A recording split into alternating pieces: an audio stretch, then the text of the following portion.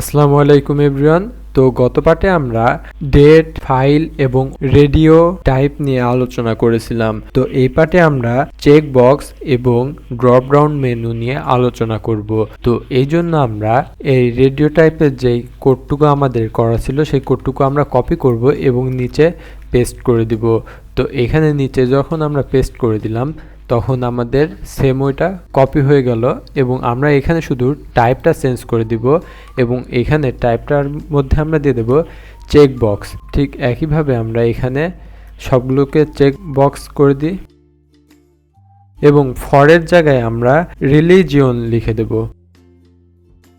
তো ফরের জায়গায় আমরা রিলিজিয়ন লিখে দিলাম এবং এই রিলিজিয়নটা আমরা কপি করলাম এবং নেম আর আইডির মধ্যে আমরা পেস্ট করে দিব।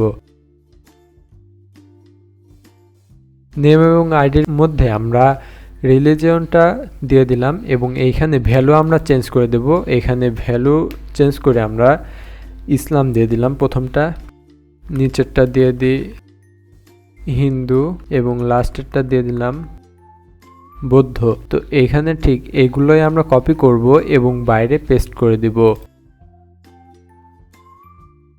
তো এখানে দিয়ে দিলাম এবং আমাদের আউটপুটে ঠিক যেটা আমরা দিয়েছিলাম ভ্যালুতে সেটা শো হচ্ছে এবং এই যে আমরা চেক বক্স ব্যবহার করছি সেই চেক বক্স ব্যবহার করে আমরা এক টাইমে মাল্টিপল জিনিস সিলেক্ট করতে পারবো, কিন্তু আমাদের যেই রেডিও বাটন আছে সেই রেডিও বাটনে একই টাইমে একটা জিনিস, যে কোনো একটা জিনিস আমরা সিলেক্ট করতে পারবো, আর চেক বক্সে একই টাইমে আমরা সবগুলোকে সিলেক্ট করতে পারবো। এটা মূলত চেক বক্সের কাজ। তো এরপরে আমরা একটা বিআর ট্যাগ নিব এবং এর নিচে একটা ডিভ নিব এবং এখন আমরা ড্রপ ডাউন মেনু নিয়ে আলোচনা করব। এই জন্য সর্বপ্রথম আমরা একটা লেভেল নিয়ে নেব, লেভেল, এবং এই লেভেলের মধ্যে আমরা লিখে দেব ডিপার্টমেন্ট।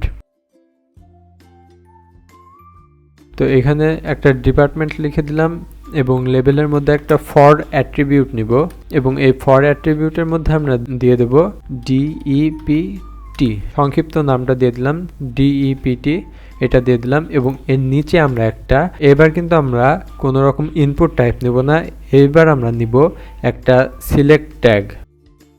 তো এখানে একটা আমরা সিলেক্ট ট্যাগ নিলাম এবং এই সিলেক্ট ট্যাগের মধ্যে আমরা একটা অ্যাট্রিবিউট নেব, নেম অ্যাট্রিবিউট, এবং এই নেম অ্যাট্রিবিউটের মধ্যে এই ফরের যেই ভ্যালুটা আছে সেই ভ্যালুটা আমরা নেমের মধ্যে দিয়ে দেব এবং এই সিলেক্ট ট্যাগের মধ্যে আমরা একটা অপশন যেই ট্যাগ আছে সেই অপশন ট্যাগটা নিব। তো দেখো এখানে একটা অপশন ট্যাগ নিলাম এবং এই অপশন ট্যাগের মধ্যে একটা ভ্যালু অ্যাট্রিবিউট ইউজ করব। ভ্যালু অ্যাট্রিবিউটের মধ্যে সাপোজ এখানে আমি লিখলাম জেপিআই এবং ঠিক একইভাবে আমাদের যেই আউটপুট দেখাতে চাচ্ছি সেই আউটপুটের মধ্যেও আমরা ঠিক একই নামটা দেখাবো। তো এখানে লেখার সাথে সাথে আমাদের আউটপুটে ড্রপ ডাউন মেনু আকারে এটা শো হচ্ছে জেপিআই। তো আমরা এখানে মাল্টিপল ড্রপ ডাউন মেনু দিতে যাচ্ছি, এই কারণে আমরা এটা কপি করব এবং আরও দু একবার পেস্ট করে দিব। তো এখানে আমি আরও দুইটা পেস্ট করে দিলাম এবং এখানকার ভ্যালুটা চেঞ্জ করে দেব, এখানে ডিপিআই দিয়ে এখানে দিলাম এফপিআই। তো এখানে তিনটা যখন দিলাম তখন আমাদের আউটপুটে একটা তীরচিহ্ন শো করছে এবং এই তীরচিহ্নের উপরে যদি আমরা ক্লিক করি তাহলে আমাদের একটা ড্রপ ডাউন মেনু ক্রিয়েট হবে এবং এই ড্রপ ডাউন মেনুর মধ্যে আমরা যে কোডগুলো লিখেছিলাম সেই কোডগুলো শো হচ্ছে। তো এটাই ছিল মূলত ড্রপ ডাউন মেনু। এরপরে আমরা টাইপ ইকুয়াল সাবমিট এবং রিসেট নিয়ে আলোচনা করব। তো এই জন্য একটা আমরা বিআর ট্যাগ নিয়ে নেব, লাইন ব্রেক ট্যাগ নিয়ে নিলাম এবং এখানে কোনো লেভেল নিব না, এখানে সরাসরি ইনপুট টাইপটা নিব এবং এই ইনপুট টাইপের মধ্যে একটা টাইপ ব্যবহার করব। এই টাইপের মধ্যে আমরা লিখব এটা হবে সাবমিট বাটন। তো এখানে সাবমিট বাটনটা লিখব এবং এই সাবমিট বাটনটা ক্লোজ করে দিব।